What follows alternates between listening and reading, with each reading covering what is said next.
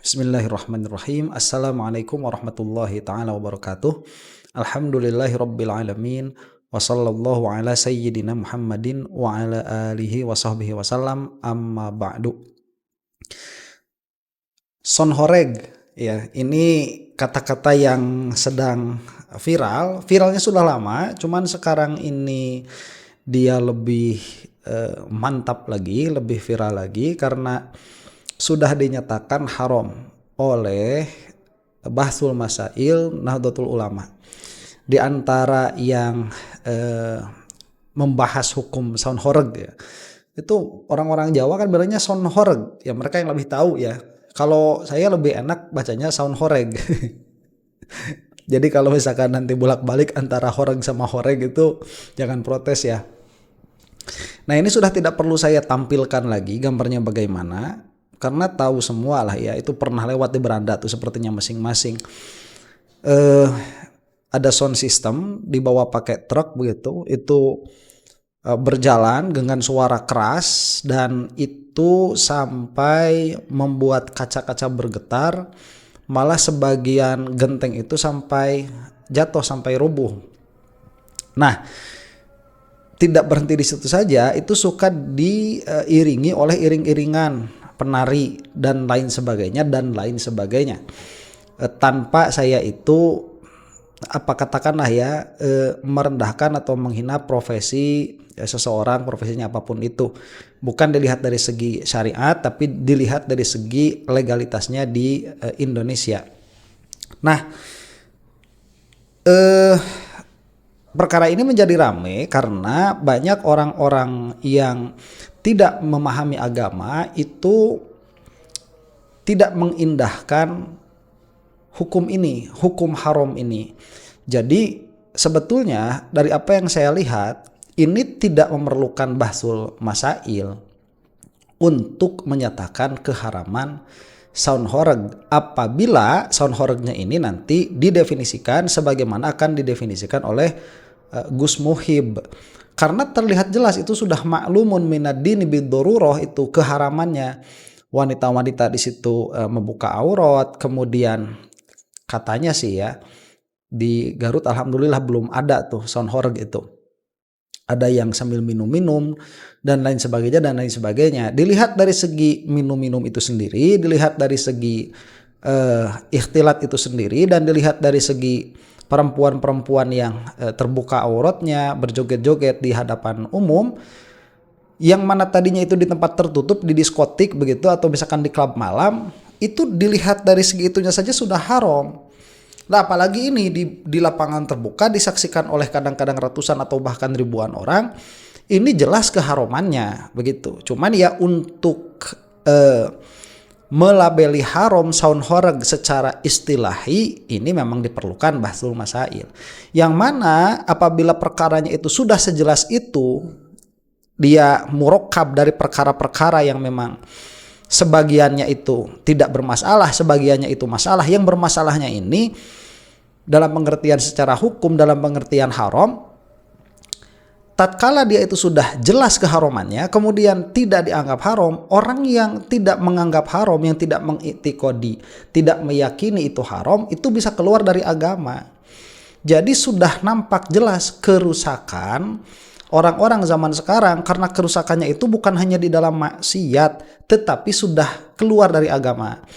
Nah, ini yang harus diperhatikan oleh orang-orang yang memang memiliki rasa rahmat, rasa kasih sayang terhadap masyarakat yang awam. Dan masyarakat awam itu seharusnya tidak berkata-kata tatkala seorang ulama sudah mengatakan satu hukum tertentu. Ingat, saya pernah menjelaskan di dalam Al-I'lam biqawaidil Islam, salah satu penyebab kemurtadan itu yaitu mengecilkan atau menganggap kecil atau menistakan fatwanya ulama. Dan dalam hal ini, karena memang ini adalah kejadian yang kontemporer, kejadian yang sangat aktual, maka orang-orang yang ada sekarang itu memang alimnya, memang ulamanya di dalam berijtihad bagaimana menghukumi suatu hukum yang memang ada, memang terjadi sekarang ini. Nah, kita akan lihat dulu ya bagaimana kekacau balauan beragama sekarang kita ini. Jadi banyak orang yang mengaku dirinya Islam, KTP-nya Islam, tetapi tidak mengetahui aturan-aturan beragama Islam. Meskipun itu yang paling dasar sedikit pun begitu. Ini bisa mengeluarkan dari agama. Kita akan lihat dulu bagaimana prosesnya. Jadi kita ambil konteksnya dulu bahwa ini sudah diharamkan, dan Gus Muhib di sini akan menjelaskan apa yang dimaksud dengan keharaman sanhoreg itu, karena nanti bakal banyak yang mengatakan, oh kalau soundhoreg itu haram berarti sholawatan juga haram, karena sama-sama tuh pakai sound system besar, itu harganya bisa miliaran ya, belum sama truknya itu. Kita lihat dulu nih. Soundhoreg secara mutlak haram.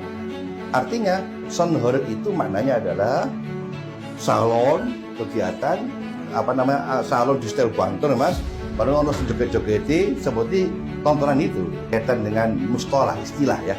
Jadi kalimat soundhoreg itu apa mafhumnya? Yang kemarin kita bahas itu begitu.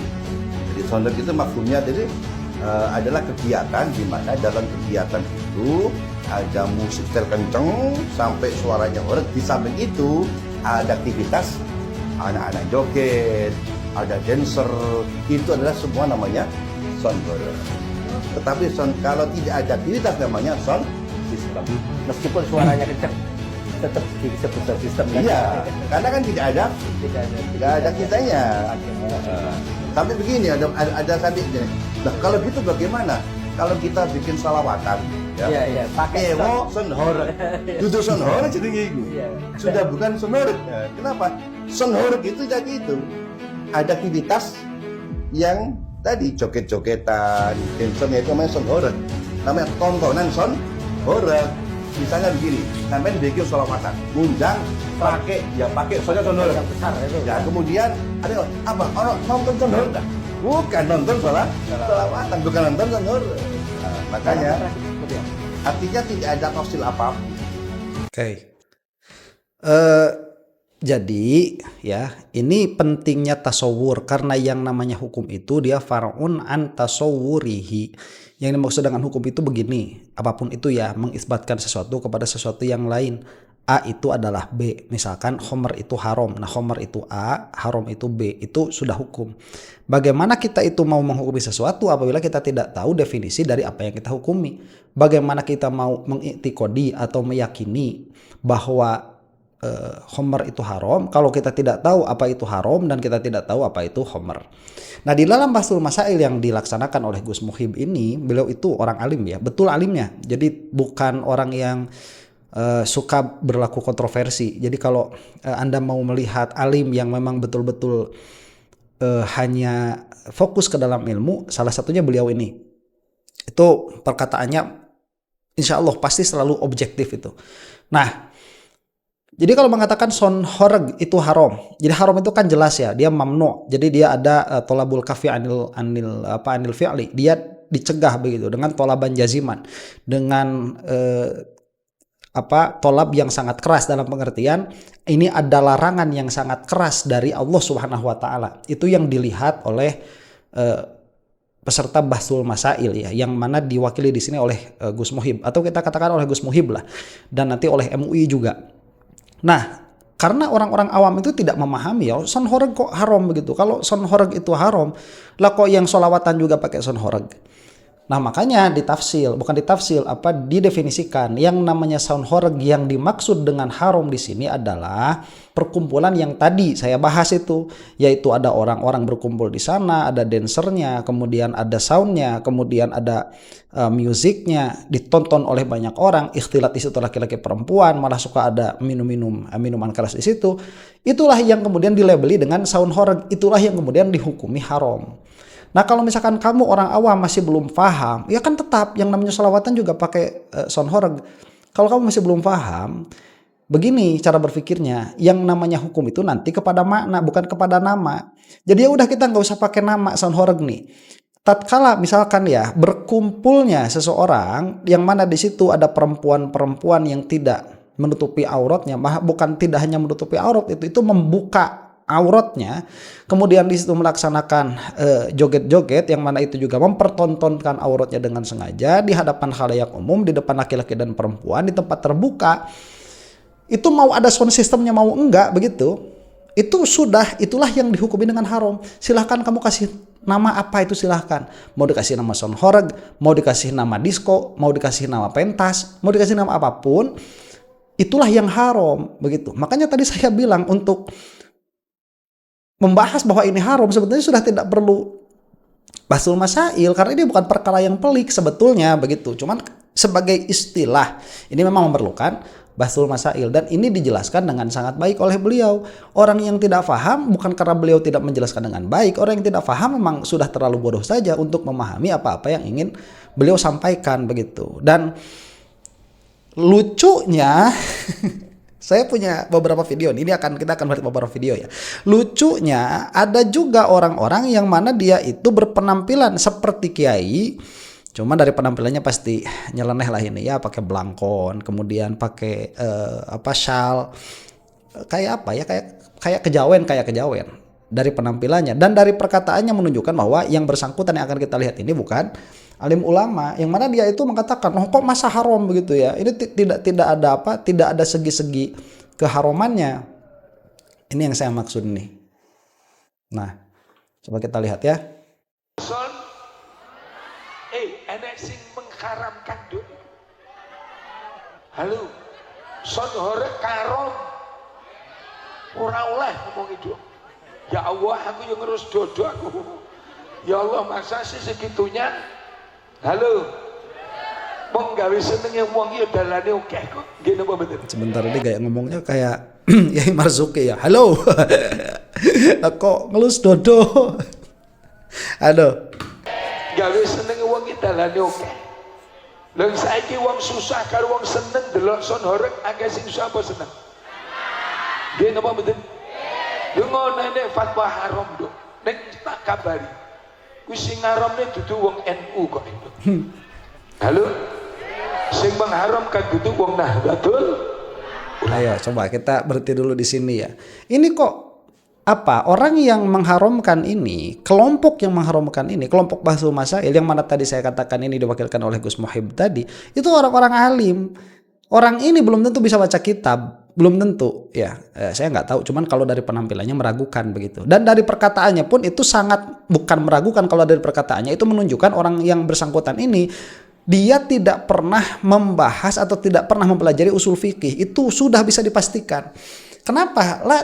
Permasalahannya begini, sound horeg itu bukan hanya dilihat dari madorot yang keluar saja, dia fi ainihi tarkib ya, susunan yang ada di dalamnya itu sudah jelas keharumannya secara ain, itu sudah jelas, baik kesananya nanti ada madorot yang lain atau tidak. Jadi dilihat dari segi itu saja sudah haram tuh.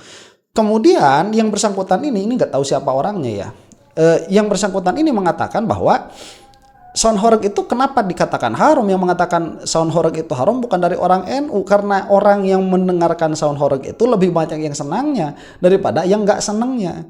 Lah kok bisa senang dan tidak senang ini dijadikan patokan bagi tetapnya suatu hukum?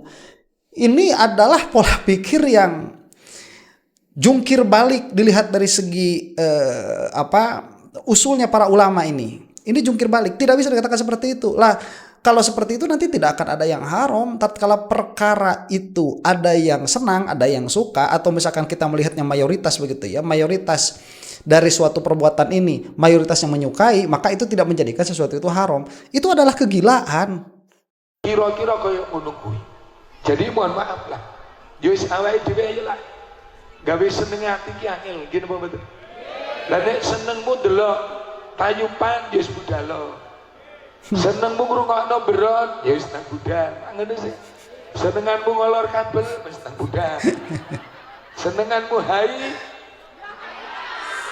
lah banget gitu. Halo. Nek ngarani wong iki senenge kan gak padha. Sing senengane ngaji ya mau. Ya bukan masalahnya suka itu, yang senangnya ngaji ya silahkan, yang senangnya joget-joget ya silahkan, pusing begitu ya, dengar musik silahkan. Ini bukan masalah selera, senangnya apa, healingnya di mana, bukan. Ada sesuatu itu yang pada ainnya dia secara nas sudah dikatakan haram. selawatan monggo. Ya aku senengku tayuban ya Gus. Loh, monggo timbang sampean stres. Lho nggih napa betul? Loh, ngapunten sangat tergantung ngono ya ngono ning aja.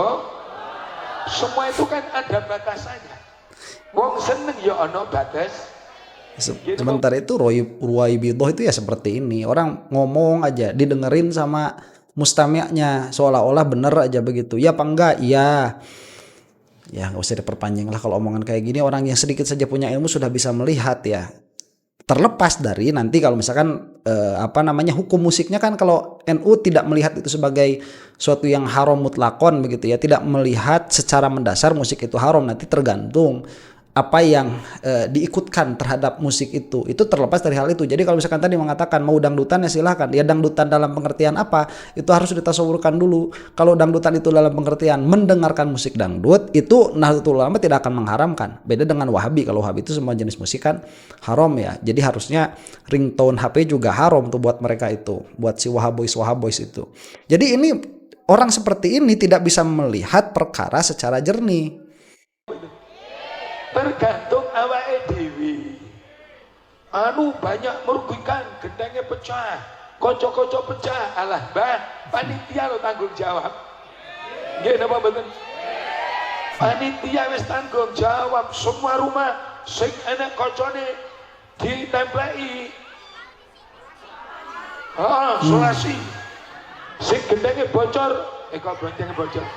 Gendengnya ceglok, ganti, kocok pecah, ganti. Itu bukti konsekuensi panitia nak tani aku enek ngene aku ngene rake cekak lah. Oke sebentar, jadi kalau tadi dikatakan kalau yang menjadi saya paraphrasing ya biar agak ilmiah kita ngobrolnya itu, kalau yang menjadi taklil bahwa sound horeg itu haram karena merusak, ada kaca yang pecah, kemudian ada genting yang turun-turun jadi pecah belah, panitia mengganti kok begitu. Itu juga tidak bisa dijadikan bahwa sound horeg dalam istilah yang disebutkan tadi menjadi boleh. Enggak, kenapa? Karena yang menjadi taklil asalnya bukan itu. Meskipun itu misalkan nanti talaf ya, ada merusak barang orang lain, kemudian ada doman, ada pergantian. Ya pergantiannya kalau misalkan dia sesuai dan ridho memang tidak ada masalah kalau dilihat dari segi itu ya. Ya nggak apa-apalah, silahkan bunyikan saja suaranya, atau kalau misalkan soundnya itu mau lewat susah, kita rusak dulu tapi nanti diganti. Itu kan ada talaf tuh, ada merusak. Dan kalau misalkan diganti orangnya 2 kali lipat, 3 kali lipat, biasanya kan ridho. Itu bukan menjadi permasalahan utamanya, karena permasalahan utamanya itu tetap yang tadi begitu. Dan apakah nanti tatkala ada doman ya, tatkala ada pergantian dari pihak panitia menjadikan merusak itu halal? Enggak, merusaknya tetap itu menjadi perbuatan yang haram, yang tidak boleh, kecuali kalau sebelumnya minta izin dulu, minta ridho dulu begitu ya, kepada semua yang ada itu, minta ridho dulu, minta izin dulu kepada semua yang ada. Dilihat dari segi suaranya saja, tidak dilihat dari segi sepaket, yang mana itu sudah tidak relevan, karena tadi dikatakan yang haram itu tatkala itu sepaket dengan dancernya, dilakukan di tempat umum, apalagi ada yang mabuk-mabukannya begitu. Itu permasalahannya di situ. Nah, ini kalau misalkan dia mengatakan sound horeg dengan pengertian yang tadi itu tidak dikatakan haram, ini bisa keluar dari agama. Sekali lagi taklilnya apa? Alasannya itu karena yang diharamkan itu benar-benar perkara yang sudah jelas keharamannya. Secara nas itu bisa dicari begitu. Nah, sekarang kita lihat bagaimana orang awamnya. Itu kan tadi katanya ulama tuh, katanya alim, saya emang gak percaya begitu ya. Sekarang itu udah banyak orang-orang yang berpenampilan sebagai kiai, kemudian memang secara kultur juga dianggap kiai, makanya orang tadi bisa ngomong di hadapan orang banyak, kemudian didengarkan pembicaraannya, kemudian diangguk-angguki begitu ya, iya dan iya, berarti kan secara kultur itu dianggap sebagai alim, yang mana padahal dalam kenyataannya jauh panggang daripada api. Kita lihat sekarang bagaimana orang awamnya nih dalam menyikapi apa haram? Ya. Terus Indonesia maju nih kapan? Pada bahas halal, haram, nasab, dosa, ya toh. Wong luar negeri pinter dong gawe bom atom dongge pesawat, dongge robot. Kini bangga halal haram. Terus kapan maju di Indonesia ya, Pak? Bentar ya. Ini pola pikir orang awam yang blow on begitu. Itu persis seperti guru gembul, itu orang awam blow on. Jadi kan begitu. Ini kapan majunya? Orang sudah membahas tentang mobil listrik, sudah membahas tentang roket. Ini kok masih membahas halal haram, masih bahas nasab dan lain sebagainya. Anda itu ya kalau beragama Islam, agama Islam itu dia penuh dengan taklif. Makanya orang itu disebut mukallaf. Nah, mukallaf ini dia akan dimintai pertanggungjawaban atas hukum ahkam yang tetap kepada dirinya. Makanya kita itu memiliki ketakutan atas hukum Allah Subhanahu wa taala. Permasalahannya beberapa hukum atau malah banyak hukum yang mana hukum itu dia senantiasa aktual, senantiasa ada yang baru, itu kalau tidak dibahas oleh para ulama, maka kita tidak akan mengetahui hukumnya apa. Makanya ada orang-orang yang menggugurkan fardu kifayah, yang menggugurkan kewajiban secara komunal untuk meneliti hukum-hukum itu di sisi Allah Subhanahu wa taala, meskipun nanti itu adalah zonni, tetapi itu adalah zonnya ulama, bukan zonnya kamu, hai orang-orang awam seperti orang yang ada di dalam video ini. Yang mana pada akhirnya orang ini pun sama, bisa keluar dari agama karena beragama tanpa memiliki usul itu dia senyatanya dia tidak memiliki agama. Dan orang ini bukan hanya awam tapi blow on. Bodoh ini sudah orang seperti ini. Kita saksikan terus ya. Haram, mlebu neraka kapok. Piye? Kaya panitia swarga ngarom-ngarom lek. Son haram ha? Oh, sonore haram piye?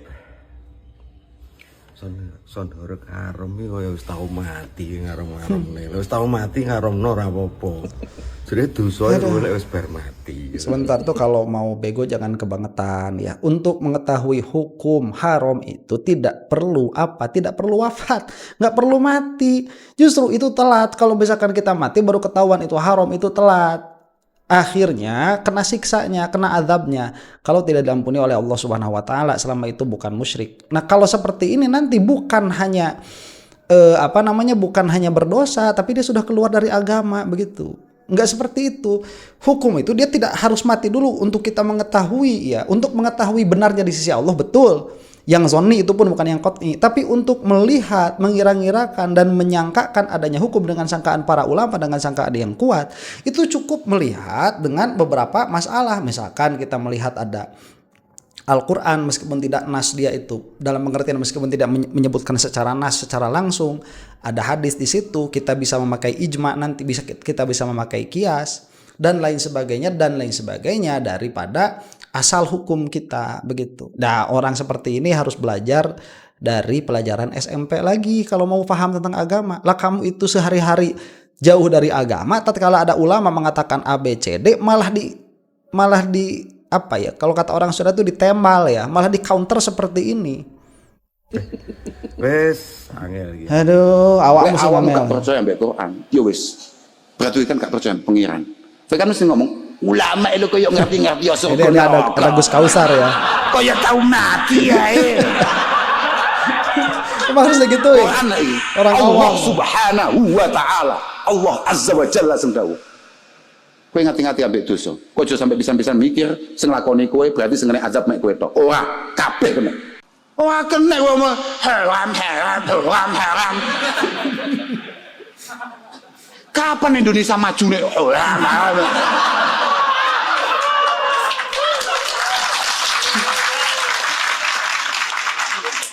bukan tatanane Allah Subhanahu.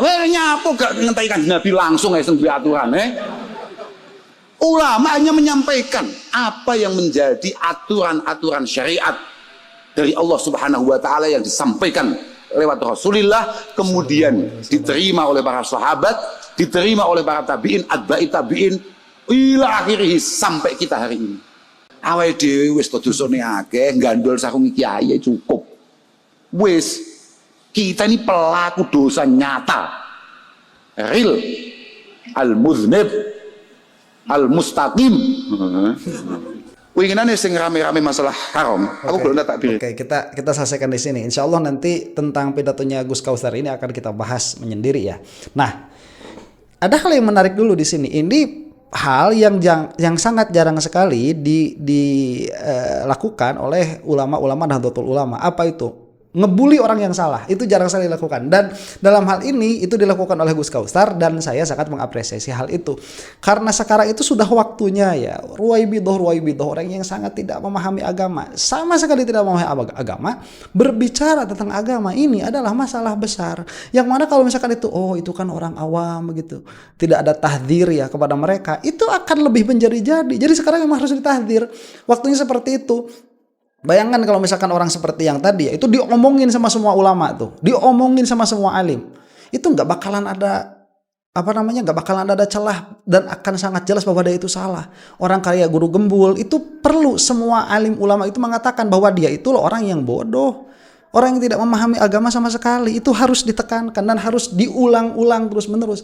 Sebagaimana Asy'ariyah dulu mengatakan hal yang sama kepada Mu'tazilah. Semoga Allah Subhanahu wa taala itu melaknat mereka, supaya mudah-mudahan Allah Subhanahu wa taala itu mensucikan bumi dari mereka dan lain sebagainya. Itu harus digalakan kembali, karena dari situlah Ahlussunnah wal Jamaah akhirnya bisa menang, bisa sampai kepada kita. Dan yang rusak itu Mu'tazili, begitu Mu'tazilah. Bagaimana mereka juga si Wahabi itu juga waktu datang ke kita kan kerjaannya begitu. Ya, menyebutkan kita salah dan lain sebagainya. Tapi misalkan sekarang kita itu dengan alasan adab, dengan alasan akhlak, itu tidak mau mentahdzir orang-orang seperti itu harus ditahdzir. Dan tadi ada perkataan yang sangat menarik dari Gus Kausar, bahwa kita ini, kalau saya tidak mengatakan beliaunya ya, kita itu ya maksudnya ya selain beliau begitu, selain para ulama yang soleh-soleh, itu adalah mudznib, orang-orang yang dosa. Memang banyak sekali kesalahan kita. Di antara kesalahan kita itu tidak mengetahui ilmu sebagaimana mestinya. Itu cukup gantung dengan sarungnya ulama saja, dalam pengertian bahwa perkataan ulama ini terima saja oleh kita. Kalau misalkan perkataan para ulama ini sesuatu itu haram, misalkan seperti sound horeg itu haram, kemudian kita itu masih belum bisa keluar dari jeratan sound horeg, kita masih suka ke situ, ya sudah, itikodi saja itu haram. Kamu tetap misalkan ikut-ikutan sama sound horeg, tapi kamu itikodi itu haram, sudah selesai. Nanti kesananya palingnya dosa begitu, nggak jadi kafir, nggak jadi keluar dari agama. Tapi kalau kamu sampai mengatakan bahwa itu halal, apalah perkataan para ulama itu mereka juga belum pernah mati dan lain sebagainya, itu malah menjadikan kamu keluar dari agama. Dan ini harus hati-hati, sayangi iman kamu, karena tatkala kamu mati, tatkala kamu tidak membawa iman, itu sudah kecelakaan yang amat sangat besar, tidak akan keluar dari azabnya Allah Subhanahu wa taala. Nauzubillahi min dzalik. Adapun banyak dosa, itu nanti kita masih bisa mendapatkan harapan rahmat Allah Subhanahu wa taala yang amat sangat luas itu. Mudah-mudahan video ini ada manfaatnya. Semoga kita semua ada di dalam rahmat dan maghfirahnya Allah Subhanahu wa taala.